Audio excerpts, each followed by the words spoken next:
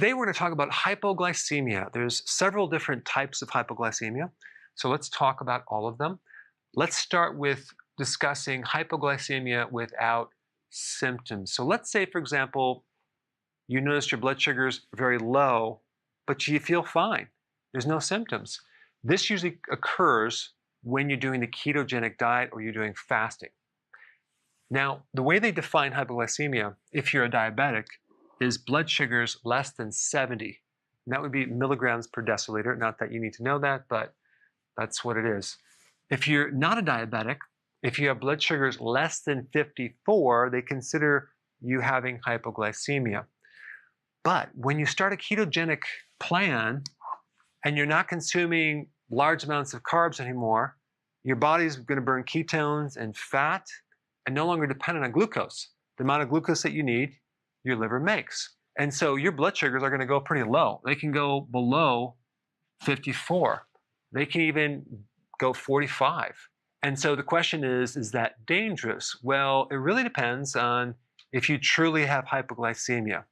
And one simple way to figure that out is just, do you have these symptoms? Do you have trouble talking, confusion, irritable? Are you hungry? Do you crave carbs? Do you have sweating, shaking, weakness, fainting? Do you have vision problems like difficulty seeing when you notice that your blood sugars are low? Do you get a headache? So many people have low blood glucose and they have absolutely none of these symptoms like they did before they started the ketogenic plan. So the reason why the blood sugar is low is because you're not consuming any more sugar. So the body's running off of a different fuel, and the amount of sugar in the blood is low because you're not using that much sugar anymore. Now, let's take another scenario. Let's say you have hypoglycemic symptoms, but without having low blood sugars. Okay, so now you have all these symptoms right here, but you check your blood sugars and they're normal. What's up with that? Well, that's not a true hypoglycemic condition.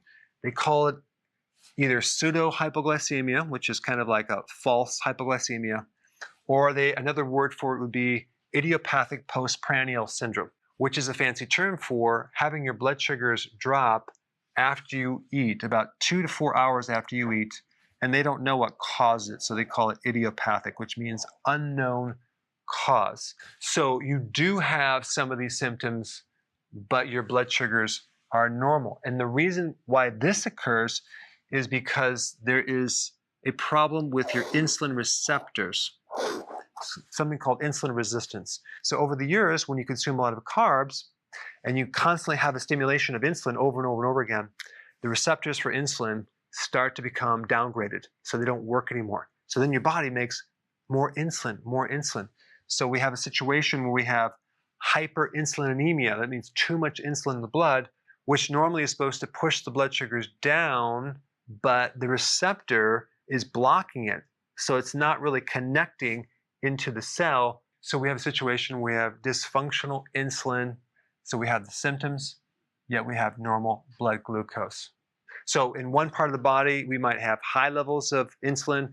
Another part, it might be low. So it can really give you a false picture of what's really happening with insulin in general. Now, just as a side note, when you get insulin resistance, you can either have two things happen. You can have symptoms of low blood sugar without having your blood sugars drop, or you could have your blood sugars drop because there's too much insulin and it's pushing it down with these associated symptoms. So it is a little bit confusing, and you have to look at the whole picture of what's happening.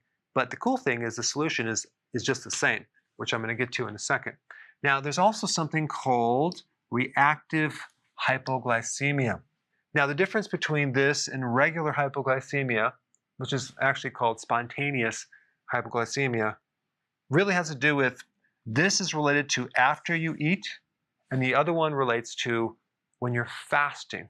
And again, just to make this complex topic very, very simple, if you just got off your carbs by doing healthy keto, and you included intermittent fasting, very gradually getting your body to adapt to fat so it's no longer dependent on blood sugars, so your insulin levels come down and you're correcting insulin resistance, you will no longer have hypoglycemia.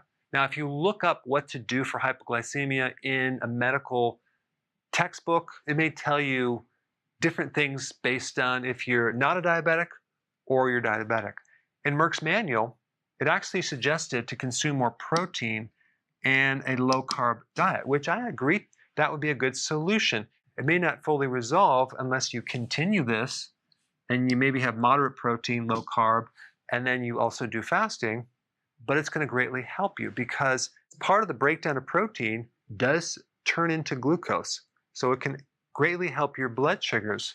But if you're diabetic, one of the most common causes of hypoglycemia is when you're taking too much insulin or other medications that increase insulin, because insulin will push your blood sugars low. So basically you just took too much insulin, it drops you down into a hypoglycemic reaction.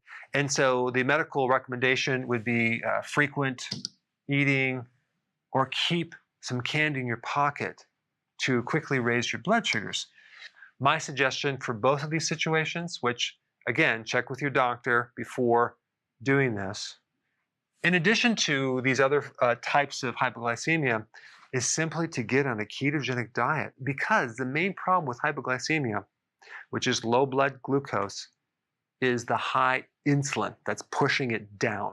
And if you can connect the dots that the biggest trigger for this insulin is consuming carbs, then it makes obvious sense to go on a low carb diet. Why would you do anything else than that? The other thing to do is eat less frequent meals. It's called intermittent fasting because eating will also stimulate insulin. But if you actually can get your insulin into a healthy level, you won't have hypoglycemia.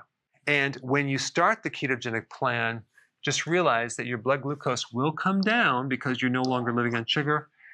But the cool thing is you won't have these symptoms. If you do, it tells me you're not out of the woods yet and you need to do this more gradually, but eventually your body will adapt.